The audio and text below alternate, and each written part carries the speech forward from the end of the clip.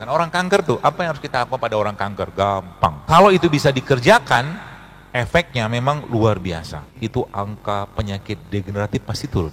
Sebenarnya kalau itu teman-teman kerjakan dengan baik, itu diabetes bisa sembuh dengan itu insya Allah.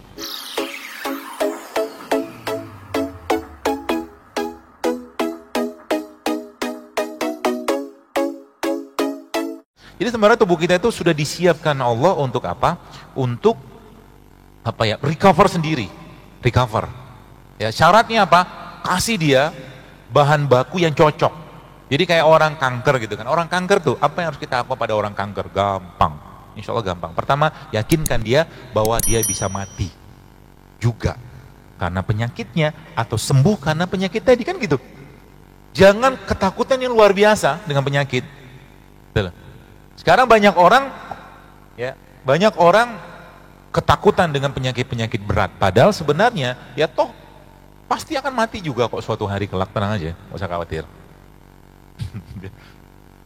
5 menit lagi. Buat surat cinta. Oh, ini pertanyaan. Ada namanya makanan makanan proses gitu kan, Pak. Mana ya? Jadi yang harus Anda pahami adalah ada istilah namanya makanan yang diproses sama makanan yang asli. Nih, maaf. Nih, lihat. Processed food sama unprocessed food. Semakin banyak Anda makan unprocessed food, maka bahagia banget saya. Diikuti saran-sarannya, Masya Allah gitu kan. Saya udah nggak tahu lagi saran yang mana gitu kan. Tuh dia bilang salah satunya tuh dia minum apa tuh? Minum serai, daun serai itu. Dia minum tiap hari gitu kan. Kemudian dia balurin badannya sama essential oil. Essential oil itu yang minyak-minyak itu loh. Minyak jahe, minyak cengkeh, minyak zaitun gitu-gitulah. Dan dia cerita 3 bulan kemudian dia mens kembali. Canggih kan? Tubuh kita tuh bisa recover. Bahkan ya kalau teman-teman lihat di ini lihat, ini dosa diingat, tapi di situ sebutkan bahwa ternyata puasa bisa meningkatkan neurogenesis. Neurogenesis itu apa? Pertumbuhan sel otak yang baru. Saya itu kadang-kadang semakin hari itu ya, saya makan sengaja, bagi belum makan. Ya, makanya saya bisa lancar ngomongnya. Memang efek, ya.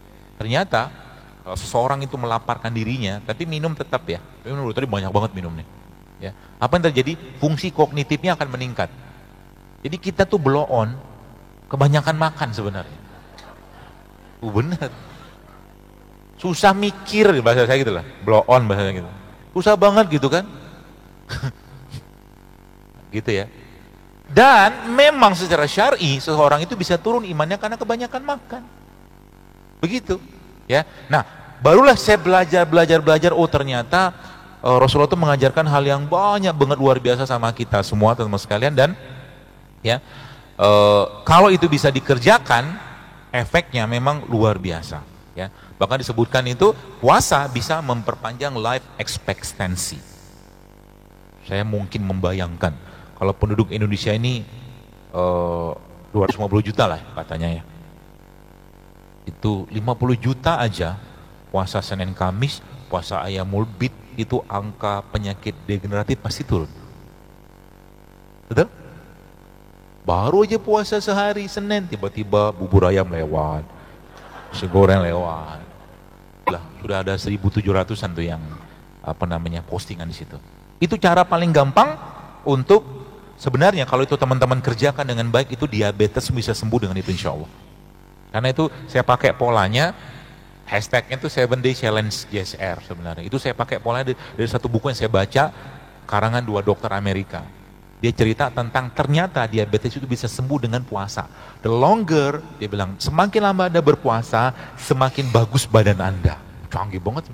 Bahkan ternyata tadi HbA1c itu pada orang diabetes bisa sembuh dengan itu. Jadi simpel banget sebenarnya ngobatinnya. Ya, seperti itu. Ya. Nah, itulah tadi bahan baku ya. Makanya saya katakan teman-teman sekalian, kalau orang nggak mau ubah dietnya, saya paham kata si dokter ini. Tapi kalau Anda memang benar-benar nggak mau ngubah diet Anda, maka selamat menikmati kesengsaraan Anda. Ya. Tiap hari nggak berubah-berubah, dibilangin makan buah, makan sayur, bagi-bagi, makan ini, makan itu, enggak juga. Bubur ayam, nasi goreng, tiap hari begitu, enggak berubah-berubah. Nggak bakal bisa sehat. Dan orang kayak begitu, teman sekalian, saya katakan, if you want to cure someone, kalau Anda mau mengobati seseorang, ask them, minta mereka to stop what make them sick. Henti dulu apa yang bikin ente sakit. Yang bikin sakit apa? Banyak banget. Ya, kalau kita mungkin lihat zaman sekarang tuh hampir sebagian besar banyak makanan nggak sehat. Ya, banyak makanan nggak sehat. Ya, tapi menariknya luar biasanya Allah Maha sayang kepada kita, teman-teman sekalian. Ya, maka Allah ciptakan apa? Allah ciptakan alam semesta dan bumi ini untuk apa? Untuk kita manfaatkan sebagai wasilah kita untuk menjalankan dua peran. Tidak pakai simbol. Menjalankan dua peran. Perannya apa? Yang pertama Abdullah, yang kedua Khalifah. Khalifah, bayangkan sosok Khalifah gitu kan. Sosok yang gagah gitu kan. Sosok yang sehat. Ya. Ada bayangkan Khalifah itu di mejanya isinya apa? Apakah mungkin cilok, cireng gitu kan? Nggak mungkin. Seblak gitu kan. Khalifah di mejanya apa? Anggur, apel gitu lah, coba film-film gitu kan, makanan-makanan sehat gitu lah. Khalifah dikasih pizza, nggak mau dia. Apa, nugget gitu kan, nggak mau dia. Ya, kalau Anda mau tahu makanan itu layak Anda makan sebagai manusia atau tidak, kasihlah makan itu pada kucing. Oh bener, coba kasih nugget sama kucing, dimakan nggak sama kucing? Kecuali kucingnya sudah kucing yang tawadu. Ada kucing tawadu, zaman susah, dia susah makan, dikasih kerupuk dia makan, tempe makan, semua makan. Kucing saya di rumah tuh begitu. Mungkin dia udah tahu zaman susah, dia nggak mau merepotkan majikannya gitu kan. Kerupuk pun kadang-kadang dimakan sama dia. Padahal kucing itu giginya banyak taring loh, harusnya makan daging, tapi kadang-kadang dikasih kerupuk mau dia. Tempe gitu kan, udah protein nabati aja dibilang biar kurus. Mungkin gitu ya. Kucing tawadu. Baik, jadi bagaimana kita bisa mendapatkan? Ini ada pertanyaan nanti ya. Oh satu, alhamdulillah, jangan banyak-banyak ya. Ya Allah ya Rabbi. Nanti jam 9:30 kita selesaikan. Ya, yang jelas nanti hari ini saya bawa spesial buat teman-teman. Nanti teman-teman bisa praktek nanti di rumah. Ya, dengan resep terbaru insya Allah.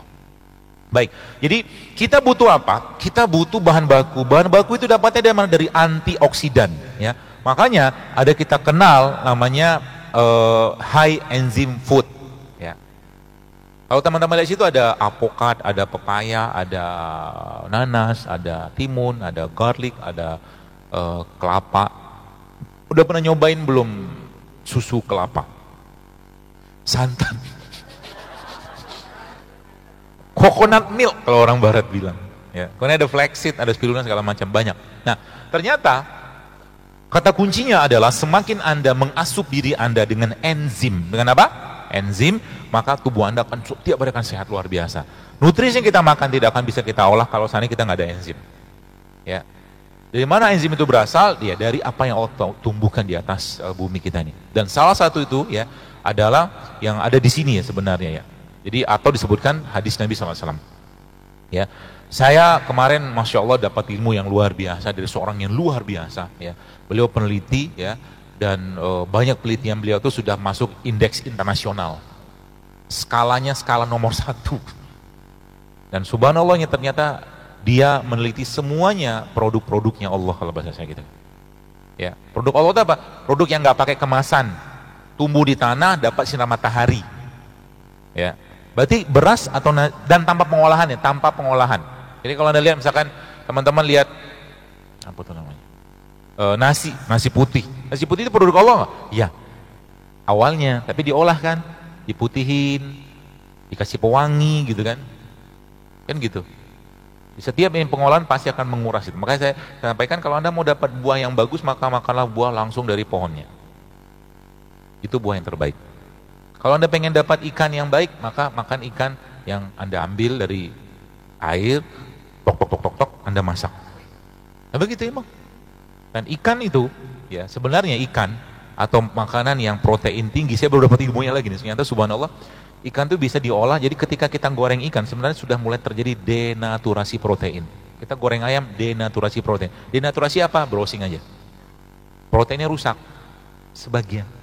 Berarti makan ikan, makan ayam, mentah dong? Enggak. Ada caranya sebenarnya. Dengan cara apa? Tapi memang ini perlu alat ya, perlu alat. Jadi dimasukkan dalam satu chamber ruangan, tapi sebelumnya itu ayam dikasih bumbu dulu. Dikasih tekanan sampai 50-60 bar, jadi bumbunya ngeresap. Habis itu ayamnya di-freeze, dibekuin sampai minus 60 derajat, maka ayamnya akan jadi crispy luar biasa tanpa ngerusak. Tapi restorannya belum ada. Mau dibikin. Ya, nanti kalau saya bikin restoran datang ya. Promo. Rehat, gitu kan. Di situ nggak ada gula. Saya ngomong-ngomong gini kadang-kadang, kemarin cerita ada orang DM saya, subhanallah, dia DM, "Dok, saya merasa bersalah, Dok, berdosa." Dia bilang, "Kenapa?" "Karena saya jualan cake. Cake-nya kan pakai tepung, pakai gula." Saya bilang, "Sabar nak, ini ujian." Enggak. Ya, saya bilang sama dia nggak apa-apa. Saya bilang, kalau ini jadi mata pencarian antum ya jalan dulu aja. Tapi belajar, saya bilang, kan sekarang ada tuh cake yang gluten free, sugar free kan banyak. Ya, jadi jangan sampai produk kita itu bikin masalah ke orang lain, teman-teman sekalian. Ya, Anda bikin produk kesehatan, apa tuh namanya, makanan, minuman, ya jangan bikin masalah baru ke orang gitu loh. Yang sehat-sehat. Yang paling bagusnya apa? Ya, Anda kalau makan itu makan di rumah aja lah paling bagus. Masak, selesai, habis. Jadi makanan yang terbaik adalah makanan dimasak, habiskan. Makanya kalau Anda lihat di Singapura, di Hong Kong, atau di Cina, itu nggak ada warteg di sana. Ya, nggak ada warteg maksudnya, warteg itu kan makanannya kan masaknya kapan subuh kan, dipanasin terus-menerus kan. Semakin lama dipanaskan, semakin teroksidasi dan semakin enak memang, gitu loh. Tapi secara kandungan nutrisinya habis nggak? Habis. Ya, makanya kita perlu perbaiki itu semua. Ya. Nah, ternyata kata kuncinya apa teman-teman sekalian? Jadi kita perlu belajar ya bahwa ternyata kalau kita bicara tentang ada namanya probiotik, ada namanya prebiotik, ya probiotik, prebiotik. Jadi probiotik adalah good bacteria living in your gut. Jadi bakteria, jadi di dalam perut kita ini ada 3 jenis bakteri. Ya, ada heboh banget mutunya sih, gak jelas begitu juga. Ya nggak apa-apa lah, nyenengin anak-anak. Ada 3 jenis bakteri, bakteri baik, bakteri jahat, sama bakteri netral. Bakteri baik, bakteri jahat, sama bakteri netral. Yang menjadi pengendali siapa? Sebenarnya yang jadi pengendali adalah bakteri netral. Bakteri netral ini, dia bisa berubah menjadi bakteri baik, atau bisa berubah menjadi bakteri jelek. Nah, ini yang kita kenal dengan probiotik atau prebiotik. Ya, probiotik atau prebiotik. Nah, bagaimana kita bisa melihat itu semua, atau mungkin kita bisa mempelajari itu semua? Ternyata subhanallahnya bakteri baik itu bisa Anda dapatkan dari mana? Dari semua produk yang difermentasi. Jelas ya? Fermented food, kata nih dokter ini, dia bilang mengandung banyak bakteri baik. Ya, tapi juga mengandung prebiotik. Jadi kalau dia sudah baik, ya kalau dia sudah baik bakteri tadi, maka apa yang terjadi? Anda akan punya mood yang baik. Kenapa? Karena mood yang di sini nih, bahan bakunya dari sini. Paham ya? Mood di sini kan, di sini pengatur hormonnya di otak. Yang ngatur siapa? Perut. Dan tidak akan Anda bisa dapatkan kalau Anda atau kita makan makanan yang tidak ada enzim. Tanda-tanda makanan yang tidak ada enzim apa? Habis makan Anda mengantuk. Contohnya apa? Lihat gambar ini. Dan tolong jangan tersinggung.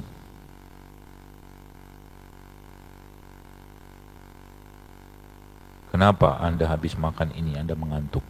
Tolong jawab.